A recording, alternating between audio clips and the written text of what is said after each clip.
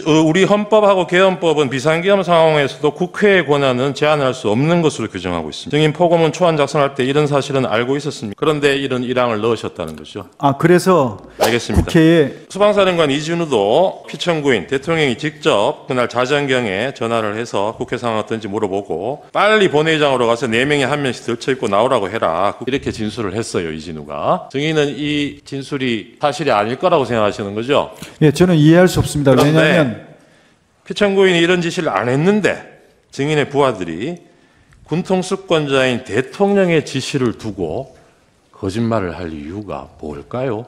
글쎄, 그거는 저도 이해가지 않습니다. 알겠습니다. 증인이 포고령 초안 증인이 작성하셨다 그랬지 않습니까? 그죠? 네. 예. 그런데 피청구인 지시로 야간 통행 금지 부분을 삭제했다고 하셨죠? 예, 예. 피청구인이 포고령에서 나머지 부분 수정한 부분은 없습니까? 예, 없습니다. 예. 갑 35호증 중에 28쪽입니다. 79년 포고문, 2017년 포고문 제시하겠습니다. 아까 그 참조하셨다는 2017년 개헌 문건에 들어있는 겁니다.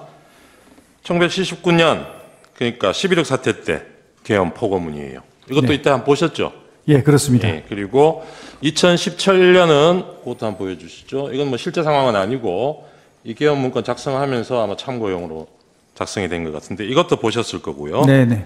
여기 보면 두 건 다 야간 통행 금지 조항이 포함되어 있습니다. 네, 증인 맞습니다. 이거 보고 아마 초안에도 같은 내용 넣으셨던 네. 모양이죠. 네. 예.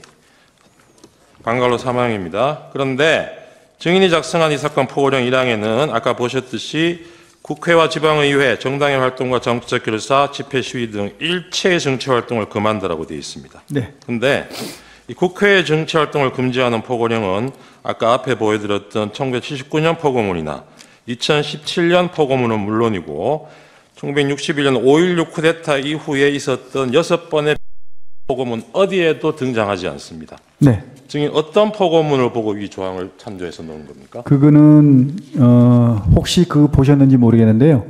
12.12 사태 그러니까 12.6 때 계엄이 선포됐지 않습니까? 네. 그러다가 이제 12.12 때 또 추가로 이제 네. 계엄이 되면서 네. 확대했습니다. 네. 5.18 계엄 말씀하시는 5.18 전에 예. 5월 17일 날 했을 17일? 거예요. 예. 네. 그때 그게 포고령 10호가 나갔을 겁니다. 아마. 네. 그때 보면 거기에 모든 정치 활동을 금한다고 되어 있습니다. 알겠습니다. 예. 예. 근데 72년 10월 17일 10월 유신 계엄이 있었지 않습니까? 네네. 이때 포고문도 혹시 보셨어요? 그때 보긴 봤는데 제가 기억이 정확히 안 납니다. 어떤 예, 내용? 여기도 보면 네네. 모든 정치 활동 네. 목적의 집회 및 있었을 시위를 겁니다. 금한다는 예. 조항이 있어요. 맞습니다. 이것도 그렇고 아까 네. 80년 5월 네. 17일 계엄 예. 그 당시에 포고문을 보고 만든 거라 하셨죠. 그 80년 근데 그거는 그걸 보고 잠시만요. 제가 질문하겠습니다. 80년 비상계엄 확대 조치에 대해서 대법원이 그걸 어떻게 평가했는지는 혹시 알고 계십니까? 예? 80년 5월 17일에 비상계엄 확대 조치에 대해서 대법원이 그 조치를 어떻게 평가했는지는 알고 계시느냐고요? 네, 정확히 기억나지 않습니다. 네, 나중에 한번 확인해 보십시오. 우리 헌법하고 개헌법은 비상계엄 상황에서도 국회의 권한은 제한할 수 없는 것으로 규정하고 있습니다. 증인 포고문 초안 작성할 때 이런 사실은 알고 있었습니까? 국회 뭐라고? 계엄하더라도 국회의 권한은 제한할 수 없는 것으로 규정하고 알고 있었어요? 그런데 이런 일항을 넣으셨다는 거죠. 그래서 알겠습니다. 국회에 피청구인도 이 일항 내용 보고 아무런 문제 제기를 안 했습니까? 대통령도. 네. 네. 그 특별한 언급은 없으셨습니다. 국회가 계엄 해제 요구 의결을 하는 게 정치 활동입니까? 아닙니까? 그거는 뭐 정치 활동이 아니라고 생각합니다. 아, 그렇습니까? 예. 네, 방가로 7번입니다. 갑 35호증 계엄 문건 3쪽 제시하겠습니다. 43쪽 제시하겠습니다. 이게 역시 그 같은 문건에 등장하는 건데요. 국회에 의한 계엄 해제 시도시 조치 사항 이런 걸 검토를 했었습니다. 2017년 계엄 문건에 그 방법으로 정치 활동을 금지하는 포고령을 선포하고 위반 시 현행범으로 체포하는 방안을 제시하고 있습니다. 국회의 계엄 해제 의결 시도를 저지하는 방안으로. 혹시 이 내용도 참고하셨습니까?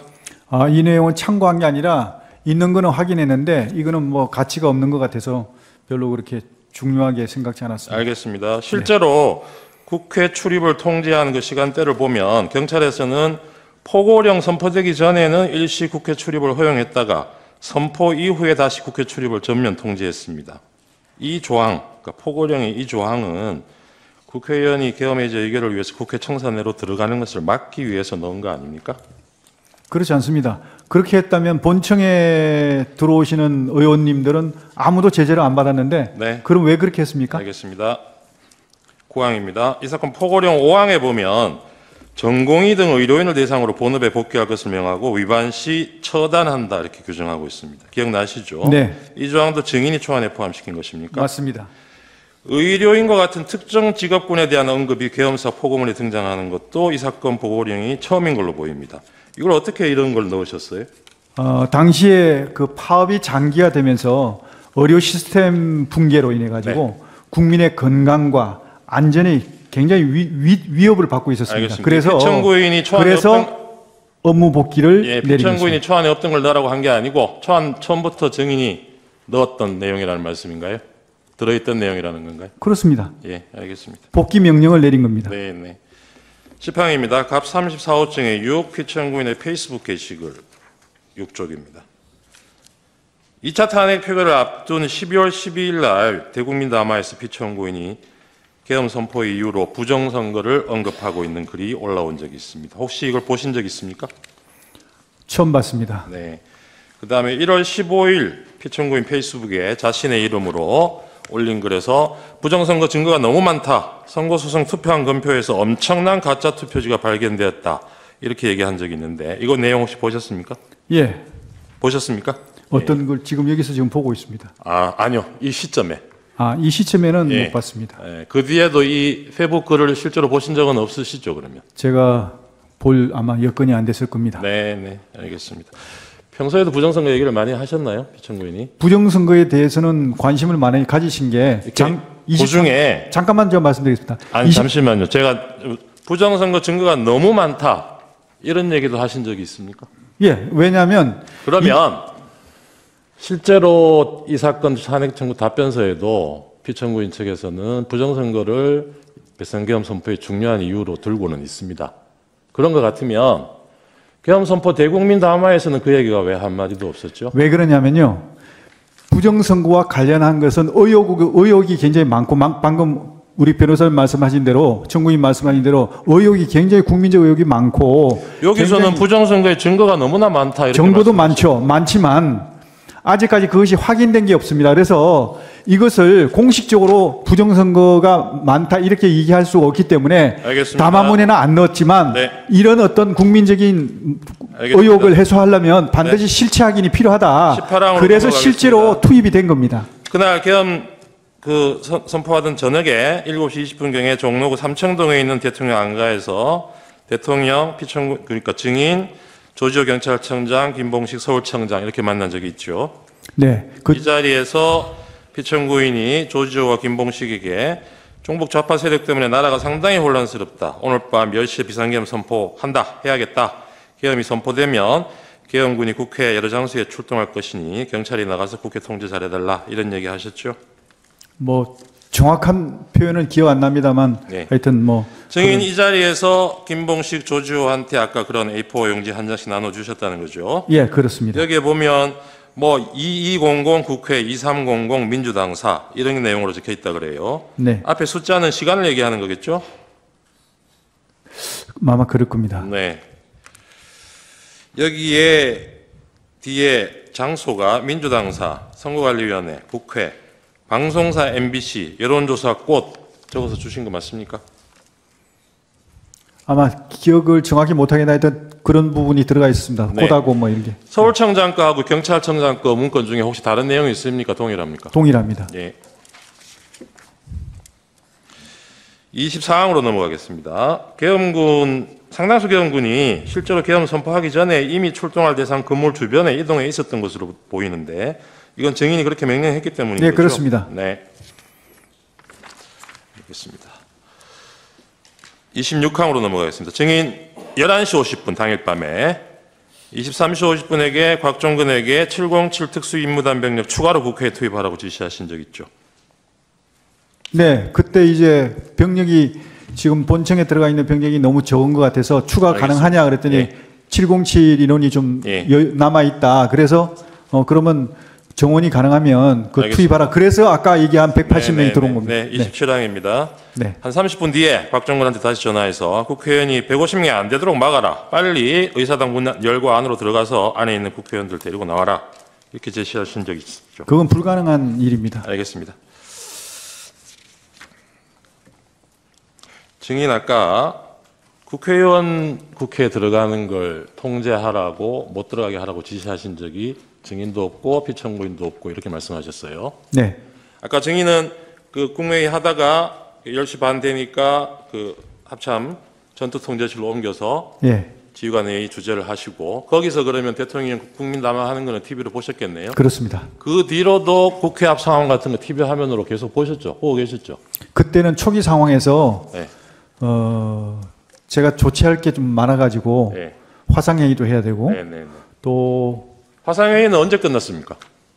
화상회의는 글쎄 시작하고 그 길게 하진 않았습니다. 한 10분 내외로 아, 한 것 그렇습니까? 같습니다. 그러면 그 뒤에 국회 상황이 어떻게 되는지 뭐 그러고 계속 나서 또 지켜보고 뭐 계셨을 것 같은데. 그러고 나서 또 저기 계엄사령관한테 뭐 시행 저 뭐야 알겠습니다. 보고문 하고 뭐 이렇게 예. 하다 보니까 또 그때 방송에 국회 그냥 생중계로 계속 비춰주면서 못 들어가는 국회의원이 있고 담을 넘어가는 국회의원도 있고 그 장면이 계속 나왔어요. 아, 네. 그거 보셨으면은 네. 이거 나나 피청구인이 지시한 내용하고 다르다.